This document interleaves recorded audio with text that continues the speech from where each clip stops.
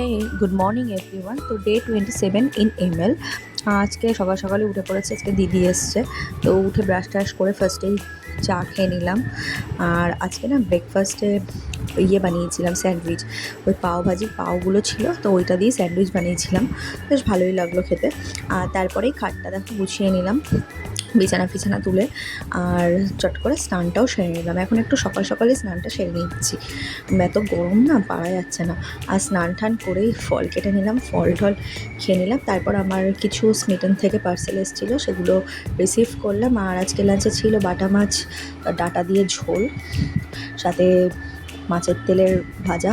আর আমার এই ইলিশ মাছের তেল ভাজাটা দিয়ে মনে হয় একতলা ভাত আমি শেষ করে দেবো, মানে আমার এতটাই ভালো লাগে। তো যাই হোক, তারপর ঘুমিয়ে পড়লাম। আর ঘুম থেকে উঠেই চলে গেলাম ফার্স্টে ফ্রিজ থেকে একটু আইসক্রিম খেতে। আইসক্রিমটা রিসেন্ট 2 দিন আগে নিয়েছিলাম, আমার এত ভালো লাগে আইসক্রিম খেতে, তো ওইটাই খেয়ে নিলাম। আর তারপরে ওই 7:30-8টা নাগাদ একটু ম্যাগি বানালাম উইথ ডিম পোচ দিয়ে, দেখতে দেখতে একটু সিরিয়াল দেখে নিলাম। আর রাত্রিবেলায় তো ডিনার সেরে দুটো বেনি বেঁধে দিয়ে দিলাম একটানা ঘুম। So good night, tata.